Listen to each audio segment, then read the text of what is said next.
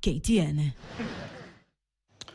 Na katika taarifa inayofungamana na hiyo, mtazamaji, ni kwamba mbunge wa Kuresoi Kaskazini Alfred Mutai bado hajajiwasilisha kwenye kituo chochote cha polisi kama alivyoagizwa kufuatia kisa ambapo anadaiwa kuwajeruhi watu watatu kwa kuwapiga risasi.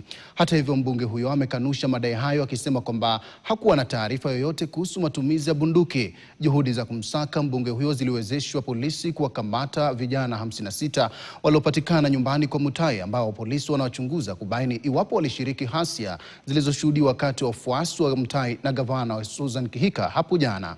Ken Gishuhi ana taarifa zaidi.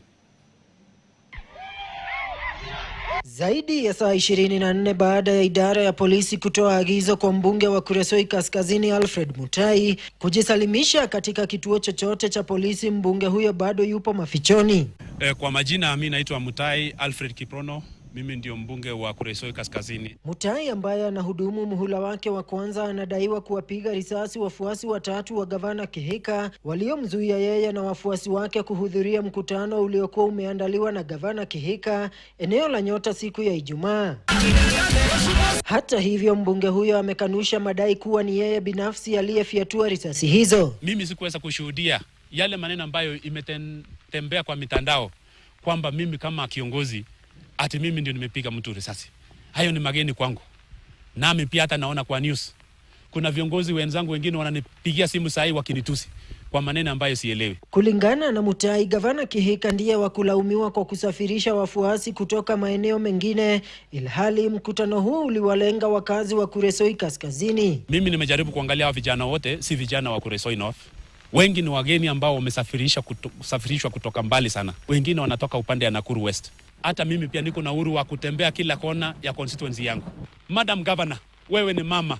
Wewe ni mama, jiheshimu. Wewe ni mama, usikae holi. Usiongee kana kwamba hizi maneno yote imetendeka bila wewe kujua. Wewe ndio umepanga mabasi yote. Wenyewe wanasema serikali ama polisi wote ni wao. Kamanda wa polisi eneo hilo John Kimutai amesema kuwa vijana 56 walikamatwa nyumbani kwa Mutai Jumaa jioni pamoja na silaha butu, huku uchunguzi ukiendelea ili kudhibitisha iwapo walikuwa miongoni mwa waliokuwa wameandamana naye kwenye mkutano huo.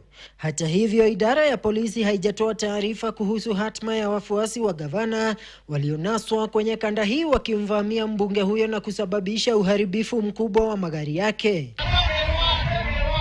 Kwa upande wao, viongozi kutoka sehemu tofauti za Bonde la Ufa wamekashifu matumizi ya wahuni katika siasa. That will not allow politicians to organize young men to kill each other, to fight for politicians.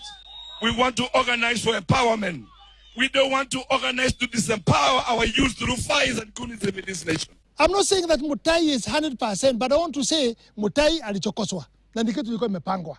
Basi ya Ngata ya welfare ilikuwa nabeba nani kupeleka huko? That's what I want to know. Ilikuwa nabeba nani? Ken Gishuhi, KTN.